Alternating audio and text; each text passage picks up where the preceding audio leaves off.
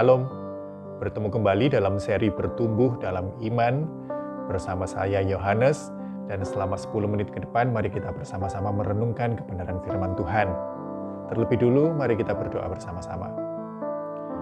Terima kasih Tuhan, kami bersyukur buat kesempatan yang masih diberikan kepada kami untuk kami boleh bersekutu dalam firman.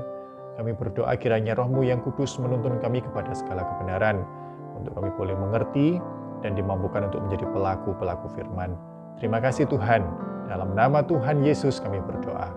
Amin. Puji Tuhan, hari ini Sabtu tanggal 23 Januari 2021, dan kita sampai dalam ayat di Efesus pasal yang kelima, ayat yang ke-22. Efesus pasal 5 ayat yang ke-22, satu ayat yang tidak terlalu panjang, dan ayat ini bisa dikatakan satu ayat yang kontroversi karena ada satu golongan yang mungkin sangat menyukai dan ada golongan lain yang mungkin sangat membenci. Mari kita baca bersama-sama ayatnya. Efesus 5 ayat 22, demikian firman Tuhan. Hai istri, tunduklah kepada suamimu seperti kepada Tuhan. Nah, sekarang mungkin kita mengerti golongan siapa yang saya sebut tadi sangat menyukai dan golongan mana yang saya sebut tadi sangat membenci. Ayat ini mungkin menjadi ayat favorit bagi golongan suami-suami. Bahkan suami-suami yang nggak suka baca firman Tuhan pun mungkin bisa jadi ini ada satu ayat yang mereka sukai.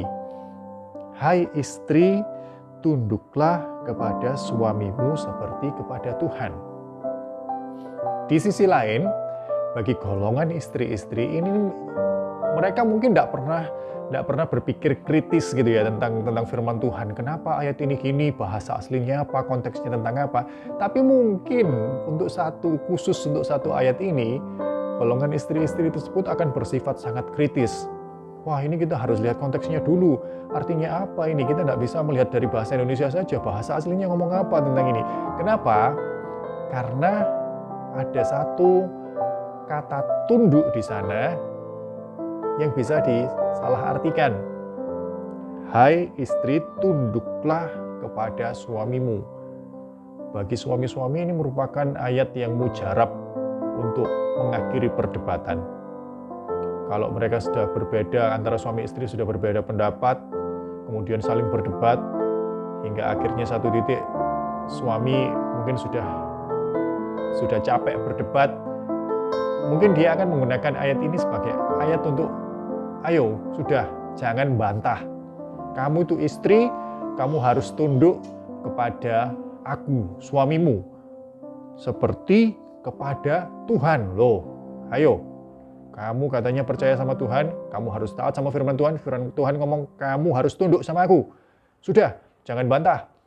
Mungkin suami-suami bisa menyalahartikan ayat ini seperti itu. Tapi apakah seperti itu yang dimaksudkan oleh Paulus ketika dia menulis kepada jemaat di Efesus? Sebenarnya tidak seperti itu. Karena kata tunduk di sini, kalau kita pelajari bersama, kita sudah bahas ini di kesempatan Sabtu yang lalu, bahwa kata tunduk di sini dalam bahasa aslinya itu sama seperti kata rendahkan diri yang kita temukan tepat satu ayat di atasnya, yaitu Efesus 5 ayat 21, dan rendahkanlah dirimu seorang kepada yang lain di dalam takut akan Kristus. Jadi tunduklah di sini berarti kemauan atas dasar kemauan sendiri, merendahkan diri, mengakui otoritas orang lain. Jadi kata takluk di sini bukan berarti menyerahkan diri untuk ditindas dan diperlakukan semena-mena. Bukan seperti itu. Tapi kata kata tunduk di sini itu memiliki arti rendahkan diri. Kalau ayat 21 mengingatkan kita rendahkan dirimu seorang kepada yang lain. Ngomong relasi, ngomong hubungan antar orang percaya, antar manusia yang baru di dalam Kristus, maka ayat yang ke-22 ini tetap pesan utamanya rendahkan diri. Tapi dalam ruang lingkup yang lebih spesifik, yaitu hubungan suami dengan istri. Dan dalam ayat yang ke-22 ini yang dibahas duluan istri. Hai istri, tunduklah kepada suamimu. Hai istri, rendahkan dirimu kepada suamimu seperti kepada Tuhan. Kalau kita baca ayat yang paralel dalam Kolose 3 ayat 18 dikatakan di sana, hai istri-istri, tunduklah kepada suamimu sebagaimana seharusnya di dalam Tuhan. Jadi apa artinya ayat ini? Artinya bahwa Tuhan sudah menetapkan suatu tatanan dalam kehidupan bersama antara suami istri. Tuhan yang menciptakan alam semesta beserta segala isinya ini, Tuhan ini menetapkan banyak hal. Dalam hal-hal yang biologis, misalkan manusia akan beranak cucu dengan cara seperti apa, laki-laki dan perempuan. Itu ketetapan dari Allah, tatanan dari Allah. Alam semesta, bagaimana siklus air itu turun dalam bentuk air hujan, dan kemudian mengalir ke sungai, sungai mengalir ke laut, dari laut menguap menjadi awan, dan kemudian awan jadi hujan lagi. Itu tatanan yang sudah ditentukan oleh Tuhan. Dan dalam hubungan suami istri, ada satu tatanan, ada suatu pembagian peran yang sudah ditetapkan oleh Tuhan, yaitu suami sebagai kepala. Dan ini sudah sejak awal penciptaan. Bagaimana Hawa itu diciptakan dari Adam. Dan Adam memberi dia nama. Bukan masalah siapa diciptakan duluan.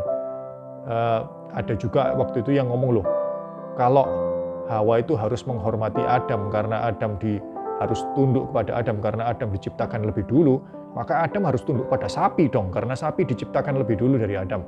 Ada yang saya dulu pernah dengar komentar-komentar yang semacam ini. Tidak seperti itu. Sapi tidak diciptakan dari Adam. Dan sapi tidak diberi otoritas oleh Allah untuk menamai Adam. Maksudnya otoritas atas Adam. Tapi Adam yang diberi otoritas untuk menamai binatang-binatang. Dan Adam diberi otoritas kepada Tuhan, diberi peran sebagai kepala dalam hubungannya dengan istrinya, dengan Hawa. Dan pola itu berlanjut sampai sekarang. Kepemimpinan dalam satu keluarga adalah peran suami.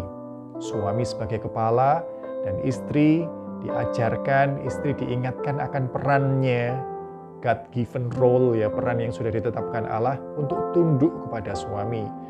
Tunduk bukan berarti suami lebih pintar dari istri, suami lebih kuat dari istri, dan lebih lain, bukan superior, inferior, bukan mengajarkan seperti itu. Tapi kembali lagi, pesannya adalah rendah hati dan taat. Taat kepada siapa? Taat kepada Tuhan, taat kepada tatanan yang sudah ditetapkan Tuhan, dan diwujudkan dalam tunduk kepada suami.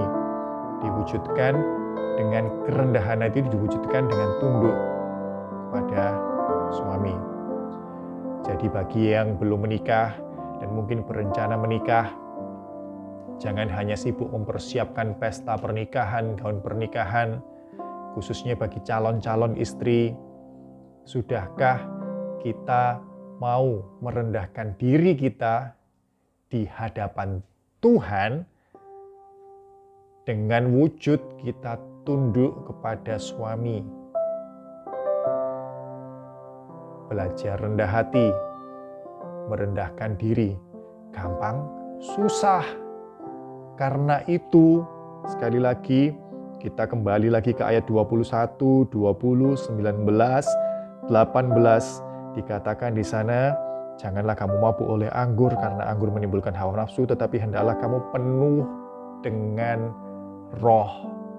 Karakteristik orang yang penuh dengan roh, salah satunya adalah kerendahan hatinya, mau merendahkan diri, menganggap yang lain lebih penting, merendahkan diri dengan kemauan sendiri, bukan karena terpaksa. Enggak.